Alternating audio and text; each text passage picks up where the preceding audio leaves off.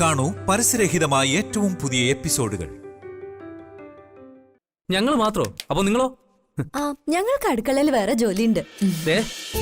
ഞങ്ങളെങ്ങനെ കൊച്ചാക്കൊന്നും വേണ്ട, ഞങ്ങൾക്കറിയാം ഇതൊക്കെ ചെയ്യാനായിട്ട്. ഇവരുടെയൊക്കെ വിചാരേ ഇവർക്ക് മാത്രമേ ഇത് അറിയുള്ളൂ. അടുക്കള പണി പെണ്ണുങ്ങൾക്ക് മാത്രമല്ല, ഞങ്ങൾ ആണുങ്ങൾക്കും അറിയാം. കാണിച്ചു തരാം. എന്നാ പിന്നെ 3 പേരും കൂടി നിന്ന് ചെയ്യാം. നിങ്ങൾ വാ. നല്ലവണ്ണം ചിത്ര.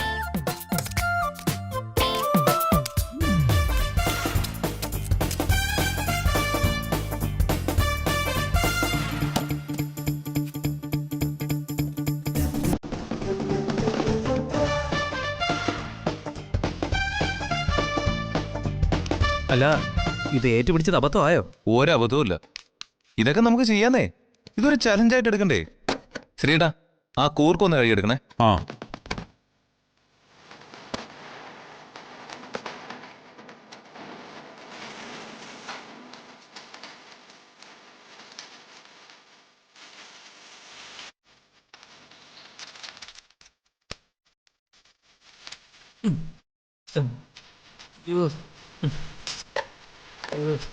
അയ്യോ, ചൊറിയണല്ലോ. ഇവിടെ ചൊറിഞ്ഞേ. കൈ ഉണ്ട് ചൊറിയണം. ഇവിടെ ഇവിടെ മതി മതി മതി. എന്തുകൂടാ?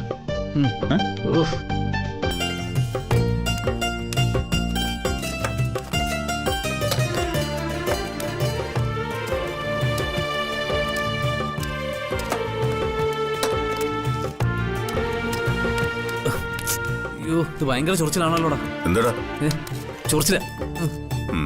ഇങ്ങനെ ചൊറിഞ്ഞോണ്ടിരിക്കാതെ നീ പോയി കുറച്ച് വെളിച്ചെണ്ണ എടുത്തോളാ. പോയി എടുത്തോളാ. നീ കൊണ്ട് മാറിക്കേ. എടാ, വെളിച്ചെണ്ണ കൊണ്ടുവാ.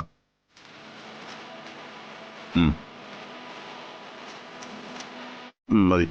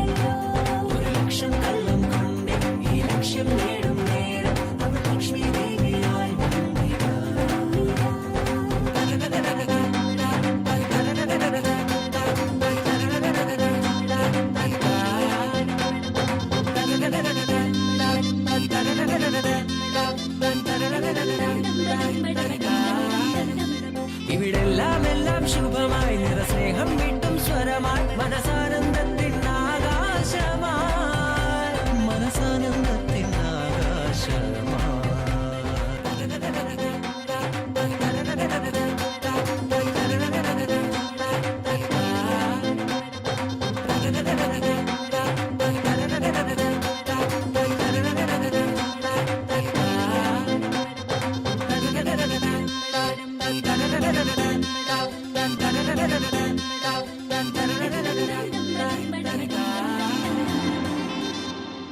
ബാങ്ക് അക്കൗണ്ട് തട്ടിപ്പ് മാനേജരെ ഇതുവരെ കണ്ടെത്താൻ കഴിഞ്ഞിട്ടില്ല. അയ്യോ, നമ്മുടെ ബാങ്ക് വല്ലതും ആണോ?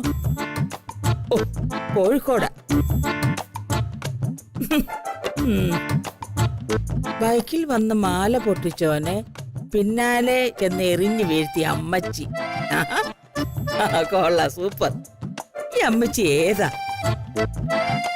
കുമ്പളങ്ങിക്കാരി വള്ളത്തി കൊച്ചപ്പുണി എന്നറിയപ്പെടുന്ന അമ്മിണിയമ്മയാണ് മാല മോട്ടിച്ച് ബൈക്കിൽ പറഞ്ഞ യുവാവിനെ എറിഞ്ഞു വീഴ്ത്തിയത്. ആഹാ, കൊള്ളാം. 2 വർഷം മുമ്പ് തെങ്ങിൽ തേങ്ങ എറിഞ്ഞു വീഴ്ത്തിയ മത്സരത്തിൽ 1ാം സമ്മാനം നേടിയ ആളാണ് കൊച്ചമ്മണി. മൈരിറ്റിൽ കണ്ട ചുമ്മാതല്ല. അമ്മണിയമ്മയുടെ ഏറുകൊണ്ട് ആ കള്ളന്റെ ഏത് ഉഗാണ്ടയാണോ തവിട് പൊടിയായത്. ഓ, അവനെങ്ങാനും എന്റെ കയ്യിലെങ്ങാനും കിട്ടിയിരുന്നെങ്കിൽ ചവിട്ടി കൂട്ടി ഇടിച്ച് ഞാൻ അവനെ ചമ്മന്തിയാക്കി പരുവാക്കിയാലേ. അയ്യോ അയ്യോ, സുധാകരനാരോ? അതെ, ഞാനേ ന്യൂസ് വായിച്ചതാ. സമാധാനമായി. ഞാൻ കരുതി ഇതാരോടാണ് ഈ ദേഷ്യം തീർക്കുന്നത് പത്മാവതി അമ്മ. എന്റെ സുധാകരനായരെ, പത്രം വായിച്ചാല് ന്യൂസ് കണ്ടാല് ചിലപ്പോ നമ്മളെ ടെറസുകളായി മാറൂന്നേ. അത് ശരിയാ. അത്രയ്ക്ക് അക്രമല്ലേ നാട്ടിൽ വാക്കിംഗ്. വാക്കിങ്ങോ? അല്ല, നാട്ടിൽ നടക്കുന്നതെന്ന്. മനസ്സിലായില്ലല്ലേ? എന്റെ ഇംഗ്ലീഷേ കുറച്ച് കടുകട്ടിയാ, ചിലപ്പോ പെട്ടെന്ന് മനസ്സിലാവില്ല. ഇരിക്കും സുധാകരനായരെ. അല്ല, എല്ലാരും എവിടെ പോയി? ഇന്ന് തിരുവാതിരയല്ലേ സുധാകരനായരെ? തിരുവാതിര പുഴുക്കുണ്ടാക്കാൻ വേണ്ടി അവരെല്ലാരും കൂടി അടുക്കള കയറിയിരിക്കുവാ. ജ്യോതി, ഞാൻ വിളിക്കാം. അല്ല വേണ്ട പത്മാവതി അമ്മ, എനിക്ക് ബിക്ക് അത്യാവശ്യമായിട്ടൊന്ന് കാണണം. എമർജൻസി ആണോ?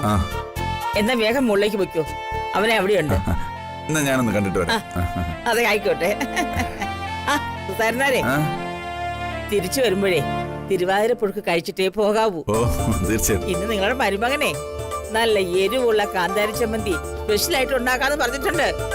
ആഹാ, സൂപ്പറായിരിക്കും. ശരി ശരി. ഓ,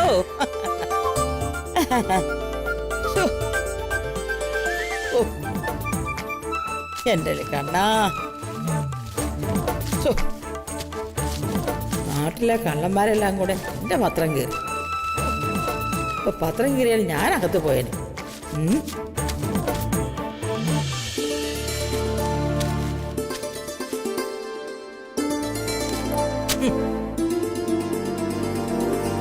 ഇതൊക്കെ എന്തിനാമേ അവിടെ പോയി ഏട്ടനോട് പറയുന്നേ? അല്ലെങ്കിൽ തന്നെ ഏട്ടൻ ഓരോ കാര്യത്തിൽ ടെൻഷൻ അടിച്ച് നിൽക്കുക. അതിനിടയ്ക്ക് ഇതോടെ പറഞ്ഞ് ഏട്ടനെ ബുദ്ധിമുട്ടിക്കണോ? പിന്നെ പറയാതെ, ഇത്രയും കാര്യം സംഭവിച്ചിട്ട് അത് നമ്മൾ മറച്ചു വെച്ചു എന്ന് പറഞ്ഞാ പിന്നെ കുറ്റം നമുക്കാവും. അതുകൊണ്ട് ഇത് DK അറിയുന്നത് തന്നെയാ നല്ലത്. ഓരോ സമയത്ത് ഓരോ പരാതി ചെന്ന് പറയാനുള്ള പരാതിപ്പെട്ടിയാണോ അമ്മ ഏട്ടൻ? ഓ, ബുദ്ധിമുട്ടിക്കുന്നതിനൊക്കെ ഒരു പരിധിയില്ലേ? ഇതൊക്കെ നമുക്ക് തന്നെ ഹാൻഡിൽ ചെയ്യാവുന്നേ ഉള്ളൂ. എടി, അവൻ നിന്റെ സ്വന്തം ഏട്ടനാ. ഇത് പറഞ്ഞില്ലെങ്കിൽ നാളെ അതാ ബുദ്ധിമുട്ടാവാൻ പോകുന്നത്.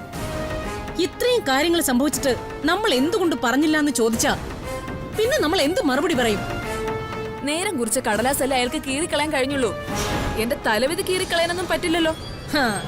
ആര് പറഞ്ഞു പറ്റില്ലെന്ന്? സമാധാനത്തോടെ നടന്ന നിന്റെ തലയിൽ ഇടുത്തി പോലെ വന്ന് കയറിയവനാ അവൻ. എന്നിട്ട് ഇതുവരെ ഒരു നിമിഷം പോലും നിനക്ക് സമാധാനം കിട്ടിയിട്ടുണ്ടോ? അമ്മേ, അവൻ ആവശ്യം വീണ്ടും ഒരു പ്രശ്നം ഉണ്ടാക്കല. അതിന്റെ പേരില് ഏട്ടൻ അവനോട് പോയി ഏറ്റുമുട്ടണം. ആരെങ്കിലും ഒരാളെ തീരണം, അതാ അവന്റെ ഉദ്ദേശം. ഏട്ടനെ കൊലക്കി കൊടുക്കാൻ നമ്മളാരും ശ്രമിക്കരുത്. അതൊന്നും സാരമില്ല. നിന്റെ കാര്യത്തിൽ നിന്റെ അച്ഛനോളം ഉത്തരവാദിത്വം അവനും ഉണ്ട്. അപ്പൊ പിന്നെ ഇത് അവനും കൂടി അറിഞ്ഞിരിക്കുന്നതിൽ ഒരു തെറ്റുമില്ല.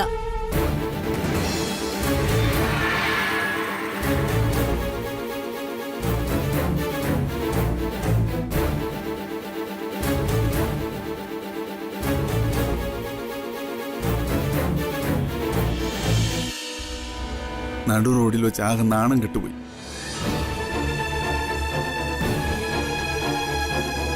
ആൾക്കാർ കേൾക്കാവൻ പറഞ്ഞത് എന്റെ മോൾ അവന്റെ കൂടെ കഴിഞ്ഞതാണെന്ന്. ഇത്രയ്ക്ക് നിർഭാഗ്യവാനായ ഒരു അച്ഛനായി പോയല്ലോ ഞാൻ.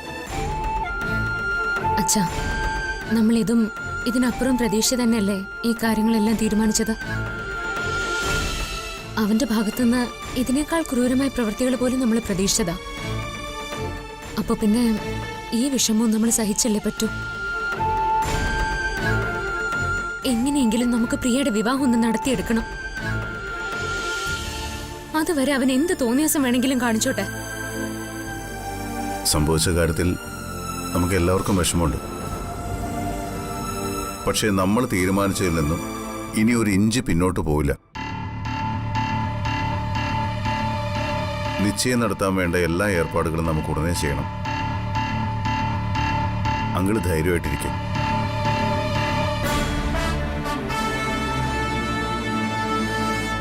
ഇത് അവന്റെ ഒരു ടെക്നിക്കാ. ഭയപ്പെടുത്തി അങ്കിളിനെ ആന്റിയൊക്കെ പിന്മാറ്റാൻ ശ്രമിക്കുക. പ്രിയ ഇനി അവനെ വകവയ്ക്കില്ലെന്ന് അവന് നല്ലതുപോലെ അറിയാം. അതുകൊണ്ട് അങ്കിളിനെ ആന്റിയും സമ്മർദ്ദത്തിലാക്കാനാ അവന്റെ നീക്കം. അവസാനത്തെ തോൽവിക്ക് മുമ്പ് വീണ്ടും ഒന്നുകൂടി ശ്രമിച്ചു നോക്കുക അവൻ. മോൻ പറഞ്ഞത് ശരിയാ. പക്ഷേ പരിചയമുള്ള ആളുകൾ നോക്കിയിരിക്കുമ്പോഴാ എൻ്റെ മോളെ കുറിച്ച് അവൻ ഈ കൊള്ളരുതായ്മകളൊക്കെ പറഞ്ഞത്. നാളെ അവരുടെ മുഖത്ത് ഞാൻ എങ്ങനെ നോക്കും? ജയപ്രാശൻ ചേച്ചിക്കും പിന്നെ കാര്യങ്ങളൊക്കെ അറിയാവുന്നതുകൊണ്ട് കുഴപ്പമില്ല. നാളെ കല്യാണം കഴിഞ്ഞിരുന്നാലും ഇവൻ അവരെ പിന്തുടർന്ന് പോവില്ല എന്ന് നമുക്ക് എങ്ങനെ ഉറപ്പിച്ച് പറയാൻ കഴിയും മോനെ? ആലോചിച്ചിട്ട് ഒരു സമാധാനവും കിട്ടുന്നില്ല. ദേ അങ്കിൾ അതോർത്ത് പേടിക്കണ്ട. തൽക്കാലം വിവാഹ നിശ്ചയം മാത്രമല്ലേ നടക്കുന്നുള്ളൂ. കല്യാണം നടക്കുന്നതിന് മുമ്പ് അവന്റെ കാര്യത്തിലൊരു തീരുമാനമാവും. ഒന്നുകിൽ അവൻ ജയിലിലാവും, അല്ലെങ്കിൽ അവൻ 2 കാലിൽ എണീറ്റ് നടക്കില്ല.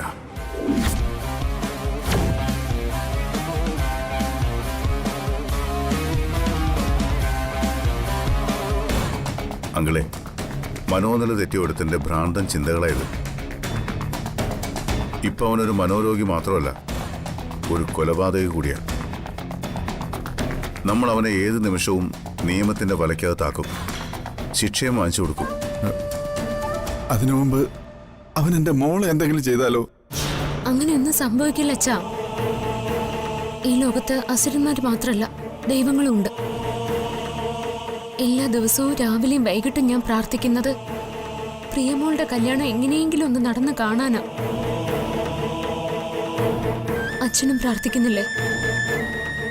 നമ്മുടെ പ്രാർത്ഥനകളൊന്നും വെറുതെ ആവില്ല. അങ്കിളെ, അവൻ കളിക്കുന്നതിന്റെ പരമാവധി കളിക്കട്ടെ. ഏതുവരെ പോകും നമുക്ക് നോക്കാം. പ്രിയയുടെ ആഗ്രഹം പോലെ അവന്റെ കാര്യത്തിൽ ഒരു തീരുമാനമായിട്ടേ നമ്മൾ ഈ കല്യാണം നടത്തൂ. പക്ഷേ വിവാഹ നിശ്ചയത്തിൽ ഒരു മാറ്റവും ഉണ്ടാവില്ല.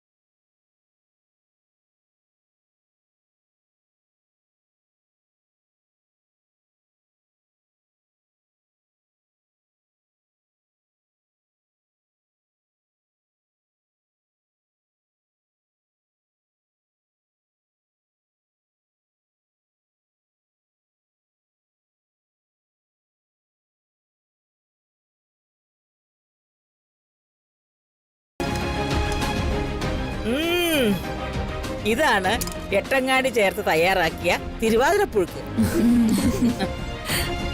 നിങ്ങൾ ആരും ഇതിനു മുമ്പ് ഇത് കഴിച്ചിട്ടുണ്ടോ? ഏയ് ഇല്ലില്ല. തിരുവാതിരയ്ക്ക് ഇത്രയും വിശദമായ ചടങ്ങുകളും ആചാരങ്ങളും ഒക്കെ ഉണ്ടെന്ന് അറിഞ്ഞത് തന്നെ ഇപ്പോഴാ.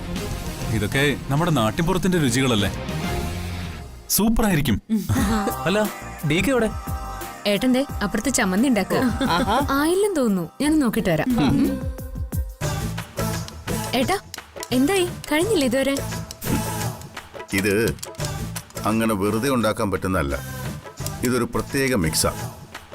എന്തൊക്കെയാ മിക്സ്? ആ അതൊക്കെ ഞാൻ വിശദമായിട്ട് പറഞ്ഞുതരാം. ദാ ഇതൊന്ന് കഴിച്ചു നോക്കി.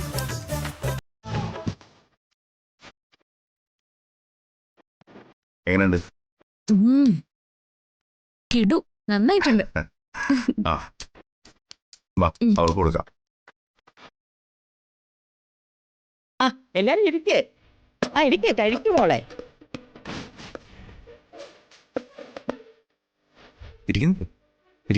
അമ്മേ ദാ സ്പെഷ്യൽ ചമ്മന്തി കഴിച്ചു നോക്ക്. ഇനി തടയിക്കേ. എങ്ങനെയുണ്ട്? Super super.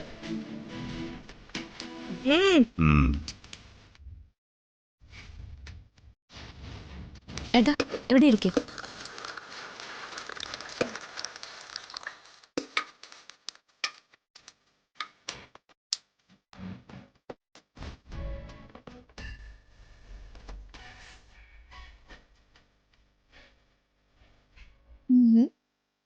സൂപ്പർ. എന്തൊരു ടേസ്റ്റ് അത്. Super my son. പറയാതിരിക്കാൻ പറ്റത്തില്ല. യുവർ ചമ്മന്തി വെരി ഗ്രേറ്റ്. എന്റെ പൊന്നമ്മേ, ഈ ചമ്മന്തിയുടെ കാര്യത്തിലെങ്കിലും അമ്മ ഈ ഇംഗ്ലീഷ് ഒന്ന് മാറ്റി വെക്കോ? നോ ഇംഗ്ലീഷ്, നോ ചമ്മന്തി. ഗീമി കുറച്ചുകൂടി ചമ്മന്തി കൊണ്ടുവരൂ, കൊണ്ടുവരൂ. കുറച്ചേറെ വിളമ്പിക്കോളൂ. മതിയോ? ആ ആ ചമ്മന്തി സൂപ്പർ അല്ലേ?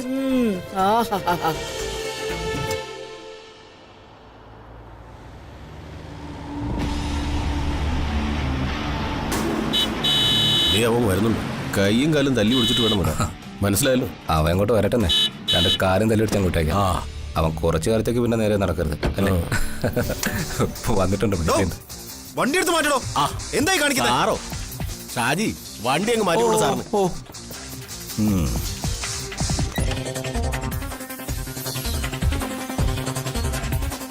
നീക്കടാ അവിടെ.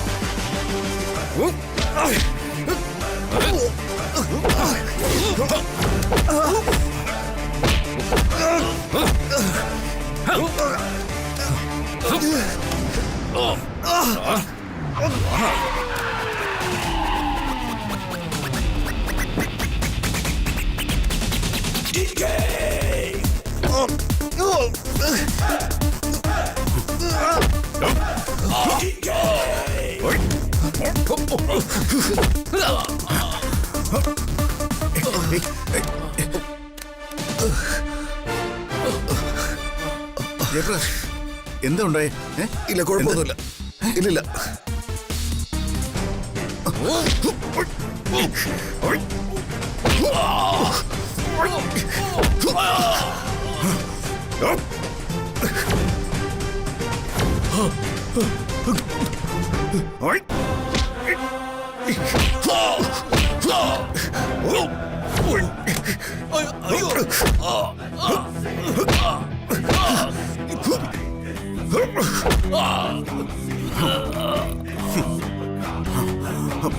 ജബ്രാസ്, എന്തെങ്കിലും പറ്റിയോ?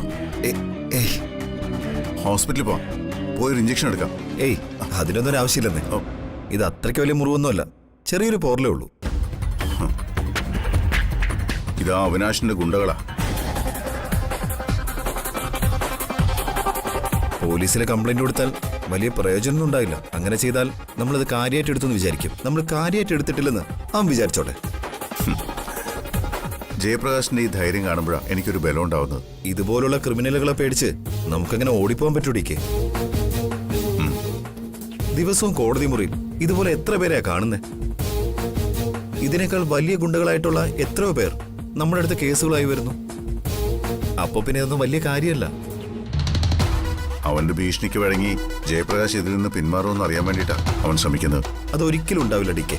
അവിനാശ് എന്നല്ല, ആരെയും ഒന്നിനെയും ഭയന്ന് ഞാൻ ഈ വിവാഹത്തിൽ നിന്ന് പിന്മാറില്ല.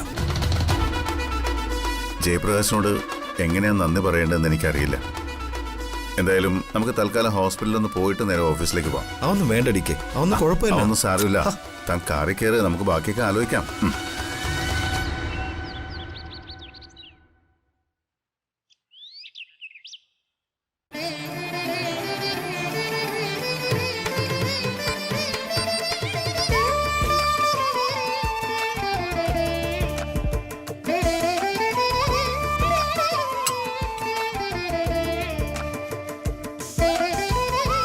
എന്റെ കൃഷ്ണ, കാത്തുരക്ഷിക്കണേ.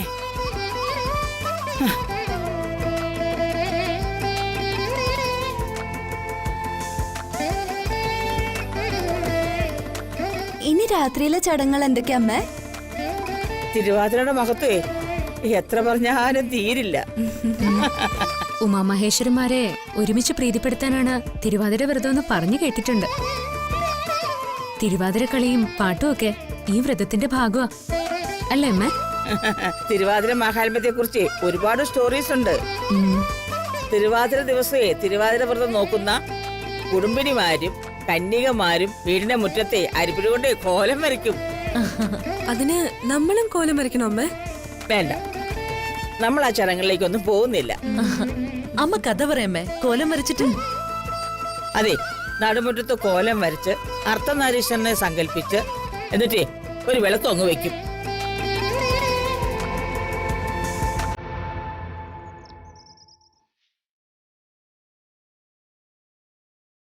ജയപ്രകാശ് കുടിക്കാൻ എന്താ വേണ്ടേ? ഒന്നും വേണ്ടടിക്കേ. അത് പറഞ്ഞാൽ പറ്റില്ല. ഇവിടെ വരെ വന്നതല്ലേ.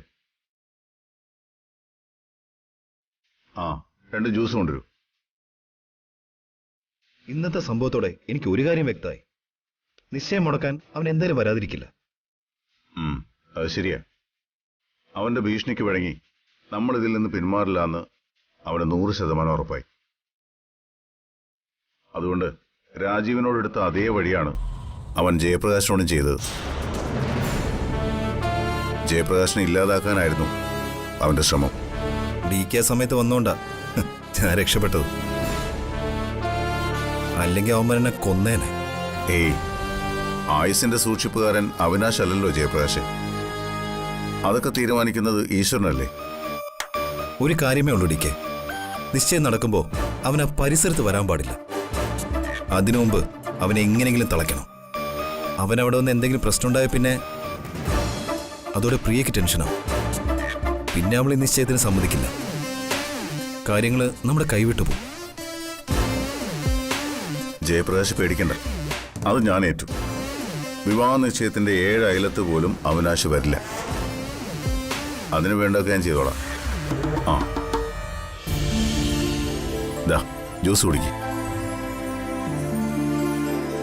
തൽക്കാലം ഈ സംഭവം മറ്റാരും അറിയണ്ട. ഞാൻ ആരോടൊന്നും പറയാൻ പോകുന്നില്ല. എങ്ങനെയെങ്കിലും രാജീവിന്റെ കേസിൽ ശിക്ഷ വാങ്ങിച്ചു കൊടുക്കുന്നവരെ ഒരു സമാധാനമല്ല ജയപ്രകാശ്. DK പേടിക്കണ്ട, രാജീവിന്റെ കേസിൽ അവനെ ശിക്ഷിച്ചിരിക്കും. അതിനുവേണ്ട എല്ലാ തെളിവുകളും എന്റെ കയ്യിലുണ്ട്. കോടതിയിൽ നിന്ന് അവൻ രക്ഷപ്പെടത്തില്ല. അവനെ ജയിലിലേക്ക് അയച്ചതിന് ശേഷം മാത്രം മതി കല്യാണത്തിന്റെ തീയതി തീരുമാനിക്കുന്നത്. അതാണ് പ്രിയയുടെ ആഗ്രഹം. അതങ്ങനെ തന്നെ നടക്കട്ടെ. സാർ താക്കി. Thank you. ഓക്കെ.